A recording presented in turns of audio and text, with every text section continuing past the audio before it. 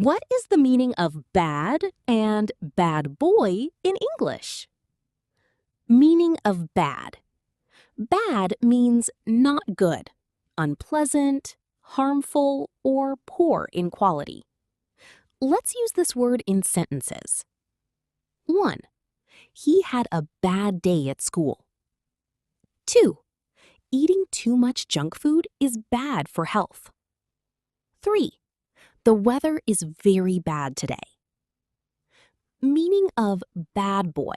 One line.